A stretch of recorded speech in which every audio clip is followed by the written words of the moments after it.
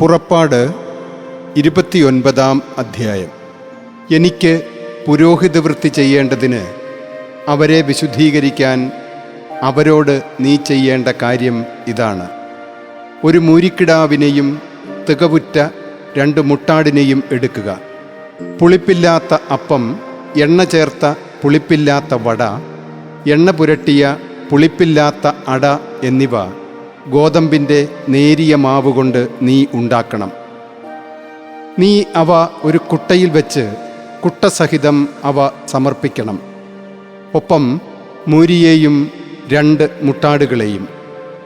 അഹറോനെയും അവൻ്റെ പുത്രന്മാരെയും സമാഗമകൂടാരത്തിൻ്റെ കവാടത്തിങ്കൽ കൊണ്ടുവന്ന് നീ അവരെ വെള്ളം കൊണ്ട് ക്ഷാളനം ചെയ്യണം.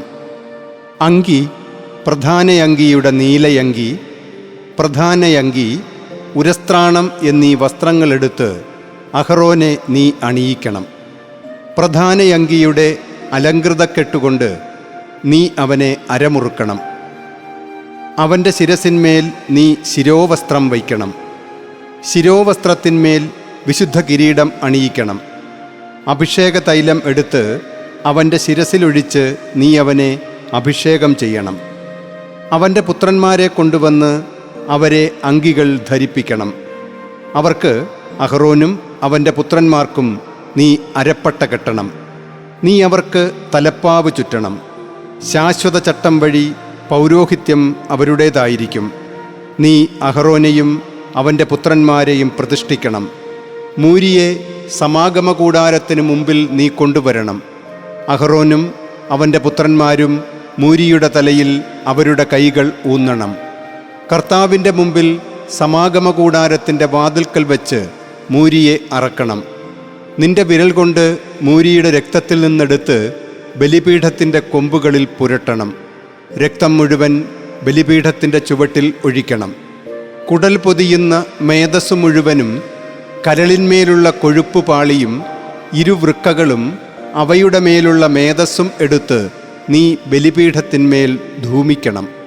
എന്നാൽ മൂരിയുടെ മാംസവും അതിൻ്റെ തോലും ചാണകവും അഗ്നിയിൽ പാളയത്തിന് പുറത്ത് ദഹിപ്പിക്കണം. ഇത് പാപയാഗമാണ്. നീ ഒരു മുട്ടാടിനെ എടുക്കണം. അഹറോനും അവൻ്റെ പുത്രന്മാരും തങ്ങളുടെ കരങ്ങൾ മുട്ടാടിൻ്റെ തലയിൽ വയ്ക്കണം. നീ മുട്ടാടിനെ അറുത്ത് അതിൻ്റെ രക്തമെടുത്ത് ബലിപീഠത്തിന്മേൽ ചുറ്റും തളിക്കണം. മുട്ടാടിനെ കഷണങ്ങളായി മുറിച്ച് അതിൻ്റെ ആന്തരഭാഗങ്ങളും കാൽവണ്ണകളും കഴുകി കഷണങ്ങളുടെ മേലും തലയുടെ മേലും വയ്ക്കണം. മുട്ടാടിനെ മുഴുവൻ നീ ബലിപീഠത്തിന്മേൽ ധൂമമാക്കണം. ഇത് കർത്താവിന് ഹോമയാഗമാണ്. കർത്താവിന് സുരഭില പരിമളമായ അഗ്നിയാഗമാണിത്. 2ാമത്തെ മുട്ടാടിനെ നീ എടുക്കണം. അഹറോനും അവൻ്റെ പുത്രന്മാരും അവരുടെ കൈകൾ മുട്ടാടിൻ്റെ തലയിൽ വയ്ക്കണം. നീ മുട്ടാടിനെ അറുത്ത് അതിൻ്റെ രക്തത്തിൽ നിന്നെടുത്ത് അഹറോൻ്റെ കീഴ്ക്കാതിലും അവൻ്റെ പുത്രന്മാരുടെ വലത്ത് കീഴ്ക്കാതിലും അവരുടെ വലത്ത് കൈയുടെ തള്ളവിരലിലും വലത്തുകാലിൻ്റെ പെരുവിരലിലും പുരട്ടണം. രക്തം ബലിപീഠത്തിന്മേൽ ചുറ്റും തളിക്കണം. ബലിപീഠത്തിന്മേലുള്ള രക്തത്തിൽ നിന്നും അഭിഷേക തൈലത്തിൽ നിന്നും എടുത്ത് അഹറോൻ്റെ മേലും അവൻ്റെ വസ്ത്രങ്ങളിന്മേലും അവനോടൊപ്പം അവൻ്റെ പുത്രന്മാരുടെ മേലും അവൻ്റെ പുത്രന്മാരുടെ വസ്ത്രങ്ങളിന്മേലും തളിക്കണം. അവനും അവൻ്റെ വസ്ത്രങ്ങളും അവനോടൊപ്പം അവൻ്റെ പുത്രന്മാരും അവൻ്റെ പുത്രന്മാരുടെ വസ്ത്രങ്ങളും അങ്ങനെ വിശുദ്ധമാകും. മുട്ടാടിൽ നിന്ന് മേധസ്സും കൊഴുത്ത വാലും കുടൽ പൊതിയുന്ന മേധസ്സും കരളിന്മേലുള്ള കൊഴുപ്പ് പാളിയും 2 വൃക്കകളും അവയുടെ മേലുള്ള മേധസ്സും മുട്ടാടിൻ്റെ വലത്തുകുറകും നീ എടുക്കണം. കാരണം പ്രതിഷ്ഠാപനയാഗത്തിൻ്റെ മുട്ടാടാണത്. കർത്താവിൻ്റെ സന്നിധിയിലുള്ള പുളിപ്പില്ലാത്ത അപ്പങ്ങളുടെ കുട്ടയിൽ നിന്ന് 1 അപ്പം, 1 എണ്ണവട, 1 അട എന്നിവയെല്ലാം അഹറോൻ്റെ കൈക്കുമ്പിളിലും അവൻ്റെ പുത്രന്മാരുടെ കൈക്കുമ്പിളിലും നീ വയ്ക്കണം. അവയെ കർത്താവിൻ്റെ സന്നിധിയിൽ നീരാജനം ഒഴിയണം. അവരുടെ കയ്യിൽ നിന്ന് നീ അവയെടുത്ത് ഹോമയാഗത്തിന്മേൽ ബലിപീഠത്തിൽ കർത്താവിൻ്റെ സന്നിധിയിൽ പ്രസാദകരമായ ധൂമമാക്കി സുഗന്ധാർപ്പണം ചെയ്യണം. ഇത് കർത്താവിന് അഗ്നിയാഗമാണ്. അഹറോനു വേണ്ടിയുള്ള പ്രതിഷ്ഠാപനയാഗത്തിൻ്റെ മുട്ടാടിൽ നിന്ന് നെഞ്ചെടുത്ത് അത് കർത്താവിൻ്റെ സന്നിധിയിൽ നീ നീരാജനം ഒഴിയണം. അതായിരിക്കും നിനക്കുള്ള വിഹിതം. പ്രതിഷ്ഠാപനയാഗത്തിനുള്ള മുട്ടാടിൽ നിന്ന് അഹറോനു വേണ്ടിയുള്ളതിൽ നിന്നും അവൻ്റെ പുത്രന്മാർക്കു വേണ്ടിയുള്ളതിൽ നിന്നും നീരാജനം ചെയ്യപ്പെട്ടതും സമർപ്പിക്കപ്പെട്ടതുമായ നീരാജന നെഞ്ചും കാണിക്കക്കുറകും നീ മാറ്റിവയ്ക്കണം. ഇസ്രായേല്യർക്കിടയിൽ അഹറോനും അവൻ്റെ പുത്രന്മാർക്കും വേണ്ടിയുള്ള ശാശ്വത ചട്ടമാണിത്. കാരണം ഇത് ഒരു കാണിക്കയാണ്.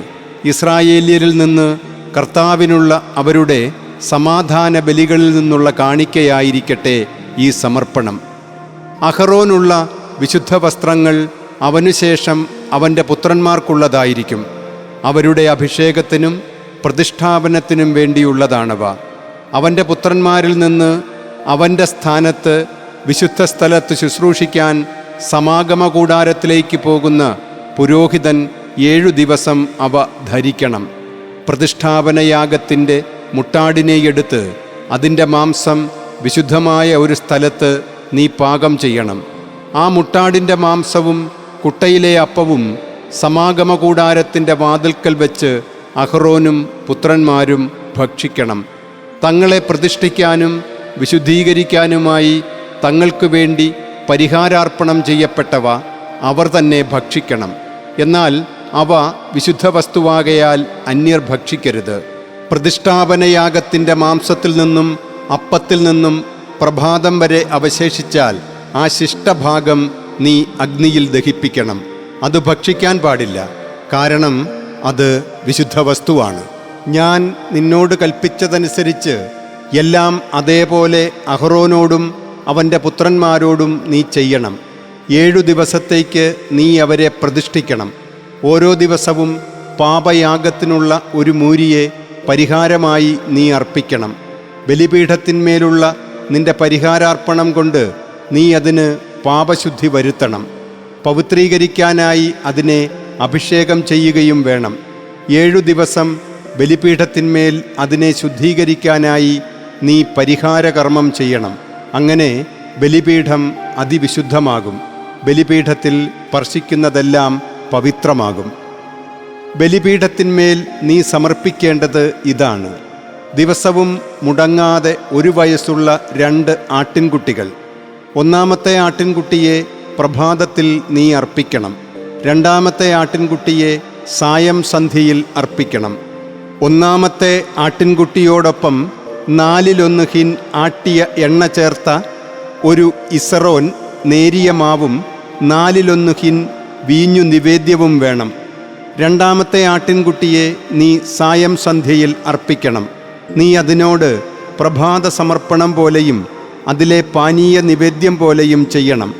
അത് കർത്താവിന് അഗ്നിയിലുള്ള സുരഭില പരിമളാർപ്പണവും കർത്താവിൻ്റെ സന്നിധിയിൽ സമാഗമ കൂടാരത്തിൻ്റെ വാതിൽക്കൽ നിങ്ങളുടെ തലമുറകൾക്കുള്ള അനുദിന ഹോമയാഗവുമാണ്.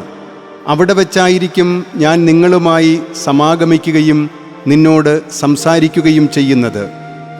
അവിടെ ഞാൻ ഇസ്രായേല്യരുമായി സമാഗമിക്കും.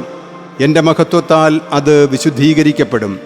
സമാഗമ കൂടാരവും ബലിപീഠവും ഞാൻ വിശുദ്ധമാക്കും. എനിക്ക് പുരോഹിതവൃത്തി ചെയ്യാൻ അഹറോനെയും പുത്രന്മാരെയും ഞാൻ പവിത്രീകരിക്കും. ഇസ്രായേല്യരുടെ മധ്യേ ഞാൻ വസിക്കും. ഞാൻ അവർക്ക് ദൈവമായിരിക്കും. അവരുടെ മധ്യേ വസിക്കാൻ ഈജിപ്ത് ദേശത്ത് നിന്ന് അവരെ പുറത്തു കൊണ്ടുവന്ന് അവരുടെ ദൈവമായ കർത്താവ് ഞാനാണ് എന്ന് അവർ അറിയും. ഞാനാണ് അവരുടെ ദൈവമായ കർത്താവ്.